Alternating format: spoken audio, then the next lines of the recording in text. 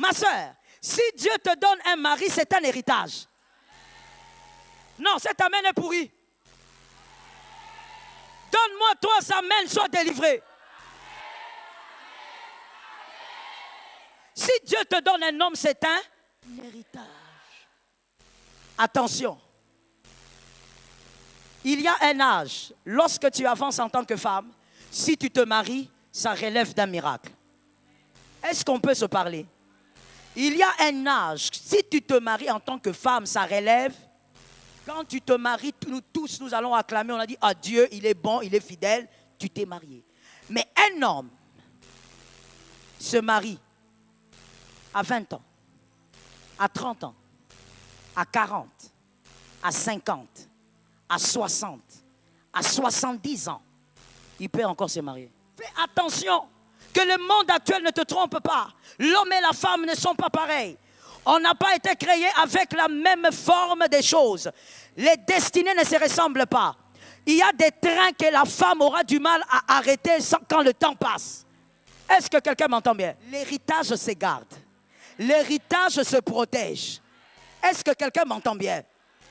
L'héritage que Dieu t'a donné, si cet homme-là est réellement ton mari, c'est à toi de le garder. Et tu le gardes comment? En sachant comment vivre avec ce que Dieu t'a donné.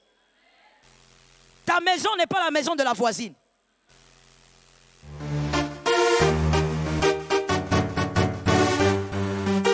Shalom bien-aimé dans le Seigneur Jésus-Christ. Aujourd'hui la servante de Dieu Joël Gloria Cabassel, pasteur principal de l'église Assemblée évangélique Nouvelle Alliance de Kinshasa, exhorte la femme à garder son héritage. Femme, apprends à garder ce que Dieu te donne. Ton mari est un héritage divin. Apprendre à garder ce que Dieu te donne peut être interprété comme une leçon de gratitude, de gestion des ressources et de confiance en la providence divine. Cela peut également signifier être reconnaissant pour les bénédictions que l'on reçoit et les utiliser de manière responsable. Lorsqu'on sait ce dont on a besoin, on apprend à savoir quoi laisser partir. Femme, préserve ton héritage en faisant les bons choix. Ton mari est ton héritage. Apprends à maintenir l'ordre, la durabilité et l'efficacité dans votre relation quotidienne avec ton mari. Pour garder ce qu'on a reçu, il est important de prendre soin de ses possessions, de les entretenir régulièrement et de les protéger contre les dommages éventuels. Lorsqu'on apprend à gérer son héritage, la maîtrise de ses émotions est essentielle pour mener une vie équilibrée et sereine. Les émotions font partie intégrante de notre quotidien. Chez certaines personnes, ces émotions peuvent devenir plus volatiles, impactant leur vie conjugale. Abonnez-vous, aimez et partagez afin d'apporter l'évangile de Jésus-Christ aux nations, car il y aura plus de joie dans le ciel pour un seul pécheur qui se repent. Que la bénédiction de Dieu soit votre partage dans le nom puissant de Jésus-Christ. Amen. Le mariage ne vient pas du diable, ça ne vient pas d'un homme. Le mariage vient de Dieu. C'est Dieu qui donne le mariage. Ma soeur, au lieu de maudire une chose que tu n'arrives pas à voir, prie pour que la chose t'atteigne. Je vais le dire mieux, parce que ton amen n'est pas le bon. Au lieu de maudire une chose que tu n'arrives pas à avoir, fais tomber la malédiction pour que tu saisisses la chose. Attention. Il y a un âge, lorsque tu avances en tant que femme, si tu te maries, ça relève d'un miracle. Est-ce qu'on peut se parler? Il y a un âge, si tu te maries en tant que femme, ça relève. À partir de 50, 60, jusqu'à là, ça relève. Quand tu te maries, nous tous, nous allons acclamer, on a dit, ah Dieu, il est bon, il est fidèle, tu t'es marié. Mais un homme se marie à 20 ans, à 30 ans, à 40, à 50, à 60, à 70 ans, il peut encore se marier. Ah oui. Même plus haut, il peut encore. Et même là, même quand il a 70 ans, il peut même prendre une fille de 23 ans. Oui. Et la famille aussi accepte, on donne aussi la dot. Fais attention que le monde actuel ne te trompe pas. L'homme et la femme ne sont pas pareils. On n'a pas été créés avec la même forme des choses. Les destinées ne se ressemblent pas. Il y a des trains que la femme aura du mal à arrêter quand le temps passe. Est-ce que quelqu'un m'entend bien? Pourquoi nous célébrons Sarah? Parce qu'elle était entrée dans la ménopause. Donc, même pour mettre au monde, la femme a une saison. Si la saison la passe, ça devient un miracle. Mais l'homme, pendant que je parle, est-ce que tu es en train de penser? Mais la femme, il y a une saison. Il y a un temps. Ne va pas t'amuser dans un terrain pour dire que les erreurs que tu peux commettre, un homme, s'il commet les mêmes erreurs, vous êtes pareil. C'est faux. Est-ce que quelqu'un m'a entendu? Je reprends la phrase parce que je sens la résistance diabolique. Je dis c'est faux. Il y a des erreurs que tu ne dois jamais commettre. Ça ne sera pas récupérable. Les trains, s'ils passent, ça sera compliqué. Je dis à une femme, apprends à garder ce que Dieu te donne. Et tu dois te rassurer que c'est Dieu qui t'a donné. Pour bien garder ce que Dieu vous donne, vous devez associer, et je dirais même pas associer, mais vous devez commencer avec le Christ. Que le Christ soit le fondement et le socle de la chose. Car il va garder lorsque vous dormez. Il va garder lorsque vous êtes distrait. Il va garder lorsque vous n'en pouvez plus. Il va garder lorsque vous n'avez plus de force. Que Jésus soit le socle. Quand Dieu te donne quelque chose, madame, mademoiselle, apprends à garder. J'ai entendu deux personnes. Apprends à.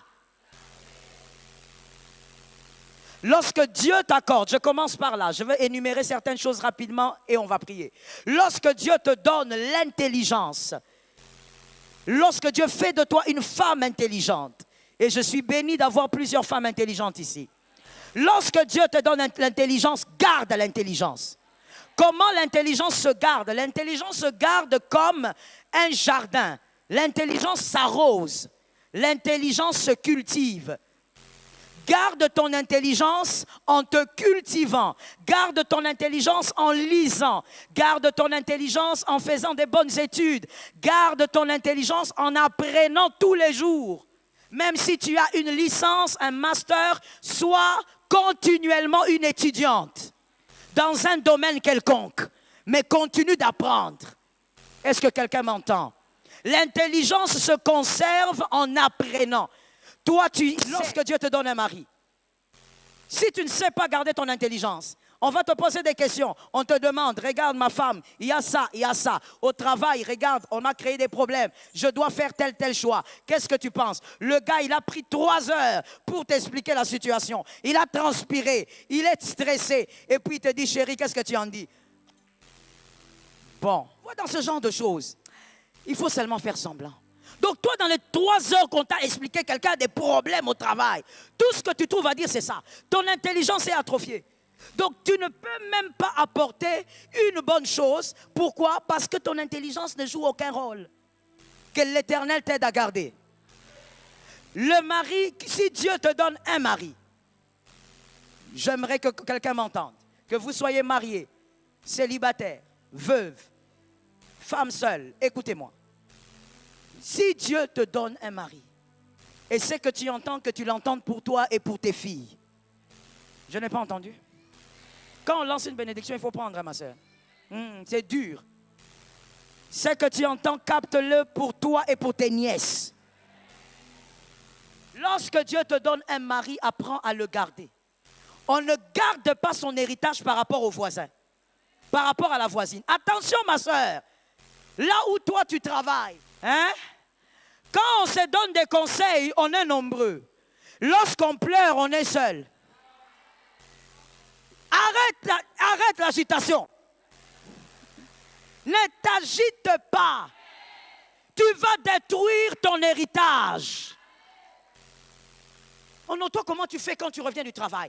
Oh non, mais moi, attends, qu'est-ce que tu veux que je fasse? Il y a la bonne, et puis la bonne va servir, et puis moi, je prends un bain, ma chérie, avec les stress de Kinshasa, je prends un bain, je me déstresse. Ah bon? Mais moi aussi, je vais commencer à faire ça? Hein, ma fille? Vous, les femmes qui aimez le travail, là, vous qui montez en promotion, vous devenez un peu fiers. Ah, mais moi aussi, je veux faire ça? Ma soeur, si Dieu te donne un mari, c'est un héritage. Non, cet amen est pourri. Donne-moi toi, sa amen, sois délivré. Si Dieu te donne un homme, c'est un héritage. Toi, tu es là, tu dis oui. Comme elle a raison, quand tu reviens du travail aussi, tu prends tes jambes. Madame Alpha, toutes mes filles travaillent ici, donc tout le monde est concerné. Tu prends tes 2 jambes, tu mets sur le canapé, tu dis, Giveline, viens ici. Tu as servi papa. Va servir papa. On voit comment Giveline sert ton mari. Ça veut dire, c'est comme si on a servi un bulldog. C'est comme si on a servi un berger allemand. Vous voyez, moi j'ai des chiens, j'ai plusieurs chiens, j'aime les chiens. J'ai des bols de chiens qu'on achète pour les chiens.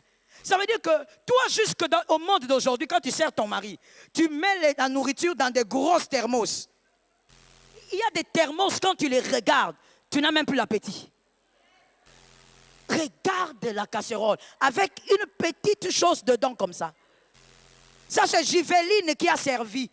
Parce qu'au travail, tes copines t'ont dit qu'une femme qui travaille ne doit pas s'embêter. L'héritage se garde. L'héritage se protège. Est-ce que quelqu'un m'entend bien?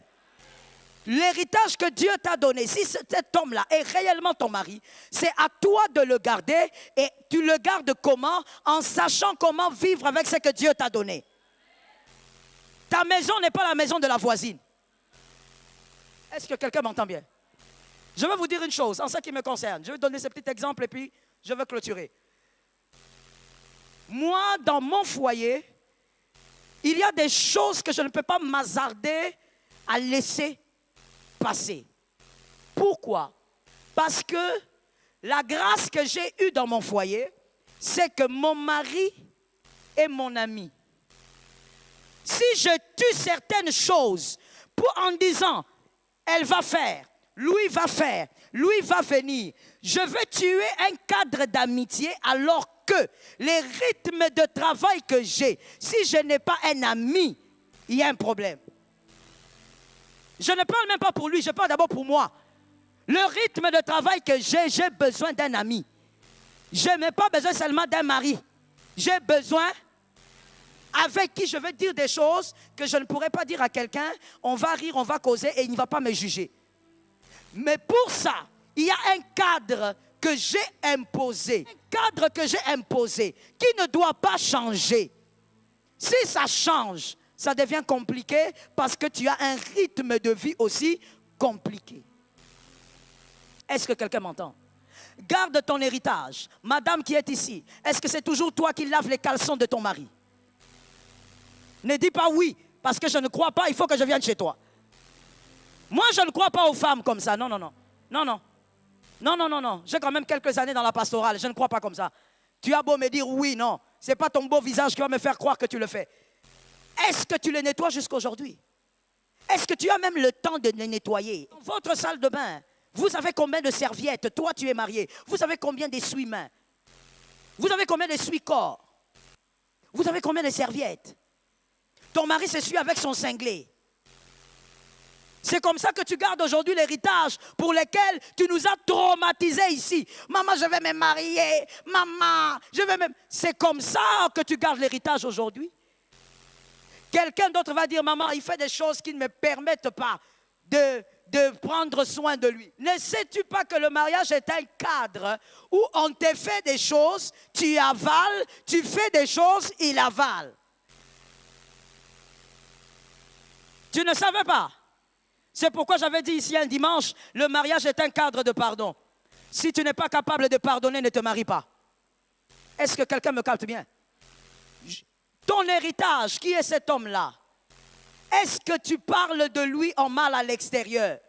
Il y a des filles ici, vous prenez un mal plaisir au travail de commencer à parler de ton mari. Est-ce que toi tu sais que pour parler de ton mari, tu dois avoir un cadre bien carré et bien limité? Et ce cadre-là ne s'élargit pas. Non, tu n'as pas compris. Dis à ta soeur, tu n'as pas compris. Dis-lui. Dis à quelqu'un d'autre, il faut comprendre ça. Écoute, lorsque tu as ton mari comme héritage, on ne parle pas de lui seulement dans un certain cercle. Et ce cercle est restreint. Et dans ce cercle-là, il n'y a pas amis. Je sens qu'il y a des résistances. Dans ce cercle-là, il n'y a pas amis. Peu importe le nombre d'années que ton ami a eu à faire avec toi, ce n'est pas le meilleur cadre. Tu es une femme moins sage. On ne parle pas de son mari à son ami. Même dans le bon sens, ne parle pas. Est-ce que quelqu'un m'entend bien? Lorsqu'on a une pierre précieuse, on ne l'étale pas devant tout le monde. Tu n'as pas à parler de lui à ton ami. Son mari, on parle des problèmes de son mari. À ses parents, si vous en avez, à ses parents spirituels, il faut en avoir, à son pasteur, si vous en avez. Voilà pourquoi, j'ouvre une parenthèse que je vais fermer vite. Ne sois pas dans une église où tu n'as pas confiance en ce pasteur. Si tu es dans une église et que tu n'as pas confiance au pasteur, quitte l'église. Même si c'est ici, même si tu es ici, tu es là, tu n'as pas confiance en moi, quitte l'église. Parce que tu perds ton temps. Dieu n'a pas placé un pasteur dans le cadre de l'église locale pour que ce soit quelqu'un qui te prêche et tu dis amen et tu sors et tu rentres. Le pasteur est un berger. Tu dois être à même de faire confiance, de parler et de le laisser t'encadrer, le laisser prier pour toi. Voilà le cadre où tu peux parler de ton mari. Parce que dans ce cadre, on ne le détruira pas. Dans ce cadre, on priera pour lui. Dans ce cadre, on te soutiendra. Mais la copine là, le cœur de l'homme, je finis en donnant cette histoire. Je connais une sœur qui a fait ce que vous avez compris, qui avait son ami, à qui elle disait pratiquement tout sur son mari. Dès qu'il y a un petit pépin, elle raconte. Et surtout avec le grand mensonge qui se passe aujourd'hui au milieu de certaines femmes, ou je veux dire des femmes en général. Ce mensonge est lequel? C'est lorsque certaines femmes se réunissent dans les groupes WhatsApp pour dire c'est un groupe de prière. Femmes ignorent que c'est au milieu des agneaux que le loup vient. Au milieu de votre groupe de prière, là, il y a des loups, il y a des louves. Alors, elle avait son petit groupe aussi de prière qu'ils ont créé sur WhatsApp. Nous sommes des femmes de prière. Nous allons à la montagne. Nous prions ensemble. Et quand elles arrivent là-bas, et au milieu de ces femmes, la louve, c'est toujours celle qui fait des grimaces. Quand vous voyez quelqu'un faire trop de grimaces, faites attention. Quand on prie, c'est toujours elle qui a des messages. Dieu n'atterrit que chez elle. Quand on prie, c'est toujours elle qui a des prophéties. Dieu n'atterrit que chez elle. Et vous êtes tous intimidés. Quand elle commence, vous entrez dans l'intimidation. Alléluia. Là, vous étiez en train de prier, hein, mais vous baissez le ton. Alléluia. Alléluia. Vous savez, vous êtes des aventurières, hein, vous. Vous êtes des aventurières, vous, les filles du siècle présent. Alléluia. Là, vous baissez le ton. Alléluia. Jésus veut parler. Elle aussi. Ainsi parle le Seigneur. Dieu est avec toi. Dieu ne bégaye pas. C'est peut-être une information que tu n'as pas. Hein? Dieu ne bégaye pas. Moïse bégayait. Et quand Moïse bégayait, Dieu a refusé d'envoyer un bègue en Égypte. Dieu a dit, je te donne Aaron. Dieu ne bégaye pas. Dieu dit, fais attention ma soeur, ton mari, ton mari, il va te tromper. Toi aussi. Alléluia. Tu descends de la montagne, tu commences à regarder ton mari. Toi, Dieu est juge entre toi et moi. Dans un cadre comme celui-là, l'une de mes filles, comme toujours ma soeur, au milieu des enfants, il y a toujours des brebis un peu compliquées. L'une de mes filles était dans un groupe comme ça.